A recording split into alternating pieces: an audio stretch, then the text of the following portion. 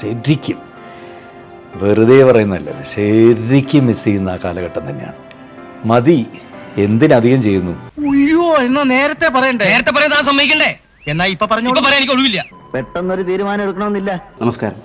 നമസ്കാരം. നല്ല പ്രൊജക്ടുകളുടെ ഭാഗമാവുകയുള്ളൂ എന്നുള്ള കടുത്ത തീരുമാനത്തിലാണോ? സത്യമായിട്ടും അങ്ങനെ തന്നെയാണ്. ഞാനത് ഇല്ലാന്നൊന്നും പറയുന്നില്ല. രഹസ്യമായിട്ട് നടന്ന കാര്യം പരസ്യമായ സ്ഥിതിക്ക് അതിനൊരു പരിഹാരം ഉണ്ടാക്കാനാണ് ഞാൻ വന്നത്. സഹകരിക്കണം കേട്ടോ. എന്ത് തീരുമാനങ്ങളും എന്തെങ്കിലും എടുക്കുകയാണെങ്കിലും ഞാൻ എൻ്റെ ഭാര്യയും പിള്ളേരും എടുക്കുന്ന തീരുമാനം തന്നെയല്ല. അതെനിക്ക് വേറെ ആരുമായിട്ടും ചോദിക്കാറില്ല. ആ താളം തെറ്റിൽ നിന്നും അറിവ് നേടിക്കൊണ്ട് നമ്മൾക്കൊരു പുതിയ ജീവിതം ആരംഭിക്കാം.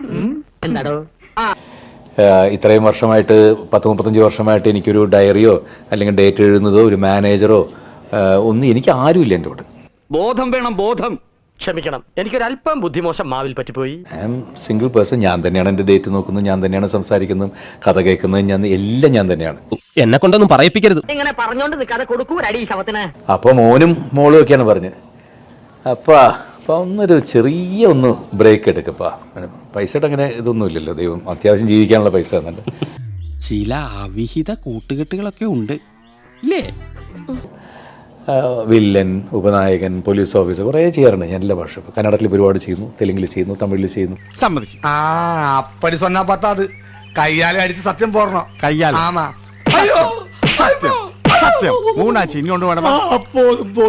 ഇടക്കാലത്ത് ചെയ്തതായിരുന്നു സത്യേട്ടൻ്റെ മകൾ.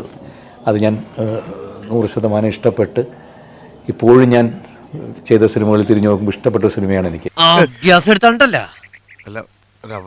കളിക്കല്ലേ. ഞാൻ പറഞ്ഞു പത്മനാഭൻ സാറിൻ്റെ മുമ്പിൽ അപരെന്നുള്ള സിനിമയ്ക്ക് പോയിരുന്ന പോലെ ഞാൻ വന്നിരുന്ന് തരാം, എന്താണെന്ന് വെച്ചാൽ നിങ്ങൾ പറഞ്ഞോളൂ, അതേപോലെ ചെയ്യാമെന്ന് പറഞ്ഞു. അങ്ങനെ ചെയ്ത സിനിമയായിരുന്നു ഓസ്ലർ.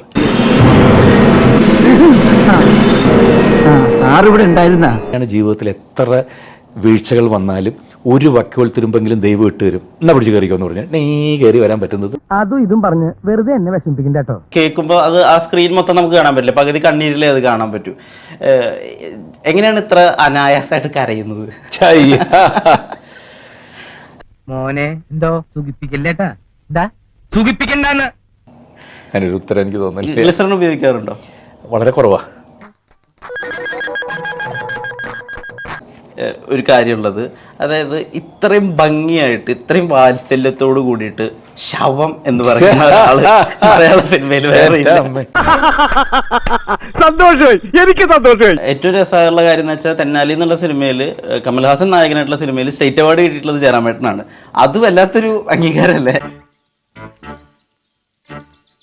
എങ്ങനെയാണ് ഈ സൗഹൃദം ഇങ്ങനെ മെയിൻറ്റെയിൻ ചെയ്യുന്നത്? അത് അത്ര എളുപ്പമുള്ള കാര്യമല്ലല്ലോ. ജീവിതത്തിൽ അവരെ വിളിക്കാതിരിക്കുക, അതാണ് ഏറ്റവും വലിയ. മനസ്സിലായില്ല, മനസ്സിലാക്കി തരാം. ഞാൻ വിളിക്കാനേ പോലല്ലോ. സാധാരണ മനുഷ്യനാ. എന്നെ പരിചയപ്പെടുന്ന പലരും ഇത് പറയാറുണ്ട്.